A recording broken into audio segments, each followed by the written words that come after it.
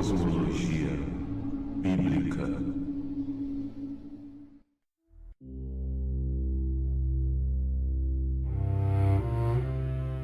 Vivemos um tempo em que antigas perguntas voltam à superfície com força renovada. A Escritura, quando lida em seus próprios termos, na língua hebraica e dentro da cosmovisão do Antigo Oriente, apresenta um universo muito diferente daquele descrito pelos modelos modernos. Em vez de um cosmos frio e impessoal, encontramos uma criação estruturada, ordenada e profundamente teológica, onde cada elemento possui função espiritual e simbólica. O relato de Bereshit, Gênesis, não descreve apenas o início da matéria, mas a organização de um domínio habitável sob autoridade divina. O termo hebraico Eretz carrega a ideia de terra firme, território estabelecido, enquanto Rakia deriva da raiz Raká, martelar, estender com um metal batido, sugerindo algo expandido por compreensão, como uma lâmina sólida. Textos como Jó 37:18, podes como ele estender os céus firmes como espelho fundido, reforçam essa percepção antiga de solidez.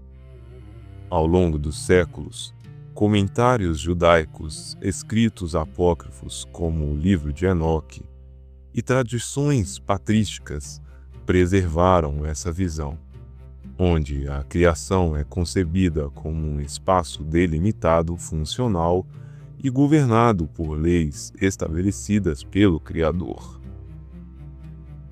Dentro dessa leitura, a Terra é entendida como o domínio habitável organizado sob o firmamento, cercado pelas águas de cima e as águas de baixo, descritas em Gênesis 1, versículos 6 ao 7. A linguagem do texto indica uma separação física e funcional, não mera abstração poética. O conceito aparece também em textos do Segundo Templo e em cosmologias antigas do Oriente Próximo, indicando um entendimento comum de um mundo estruturado sob uma cobertura celeste. A Antártica é associada ao limite descrito em textos como Jó 26:10, onde se fala de um círculo traçado sob a face das águas. Relatos históricos de explorações polares, como os diários do almirante Richard Byrd, são citados por alguns pesquisadores como indícios de regiões ainda pouco compreendidas, alimentando debates sobre fronteiras físicas e geográficas do mundo habitado. A tradição apocalíptica judaica amplia essa cosmologia ao falar de múltiplos céus. No livro de Enoque e na ascensão de Isaías, encontramos descrições de níveis celestes com funções distintas, regiões de anjos, depósitos de fenômenos naturais, locais de julgamento e proximidade com o trono divino. O conceito também é denotado em passagens como em 2 Coríntios 12:2, onde Paulo menciona o terceiro céu.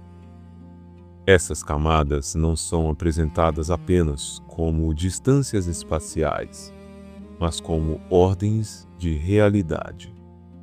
A literatura judaica descreve o cosmos como hierárquico, onde o mundo visível reflete realidades superiores, ideia reforçada pela noção de que o tabernáculo terrestre era uma sombra das coisas celestiais, como em Hebreus 8, no versículo 5.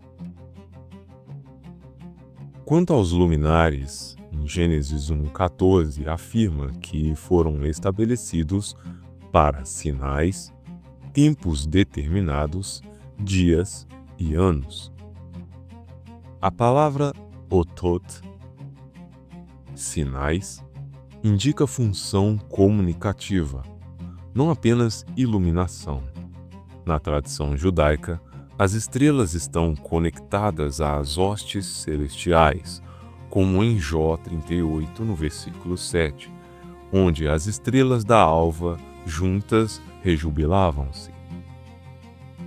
O zodíaco bíblico mencionado em Jó 38:32, Mazarot, foi entendido por comentaristas antigos como um ciclo ordenado que marca tempos e estações sob a soberania divina. A relação entre ciclos lunares e ritmos biológicos é reconhecida inclusive em estudos científicos modernos sobre cronobiologia, mostrando que fases lunares podem identificar marés e comportamentos naturais, ainda que os mecanismos exatos sejam debatidos. A discussão sobre possíveis mudanças de paradigma ao longo da história também aparece em estudos de história da ciência. A transição de modelos cosmológicos antigos para sistemas matemáticos modernos envolveu debates filosóficos, teológicos e políticos. Traduções bíblicas variaram conforme contextos culturais, e termos como ráquia foram traduzidos como firmamento, expansão ou céu, refletindo escolhas interpretativas. Pesquisas acadêmicas sobre tradução mostram como pressupostos culturais influenciam a linguagem religiosa, algo amplamente discutido na crítica textual. A gemátria e tradições místicas judaicas frequentemente exploram conexões simbólicas entre palavras relacionadas à criação e ordem.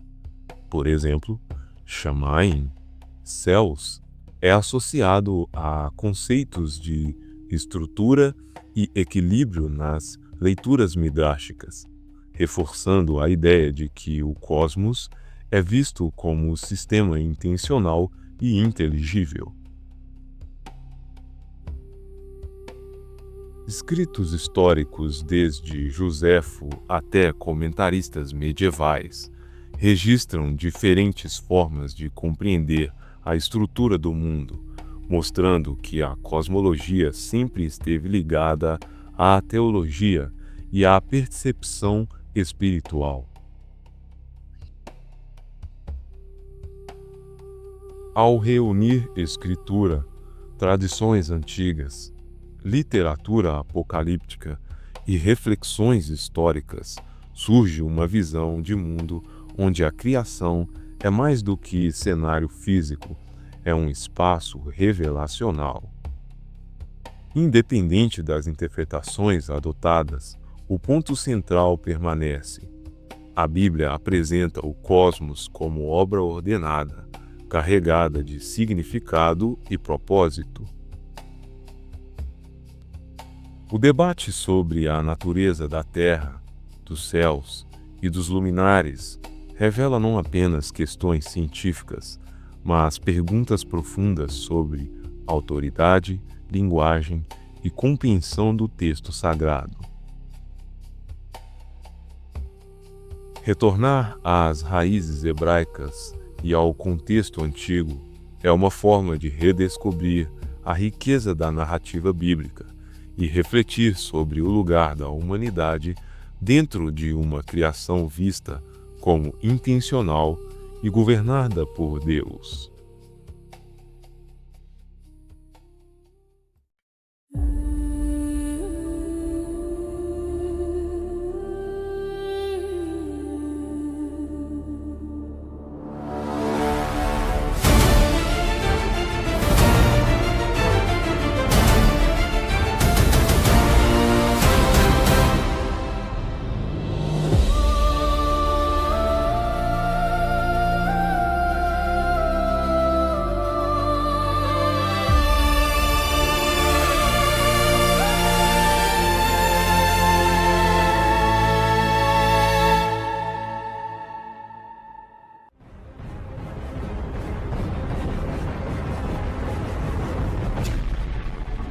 cosmologia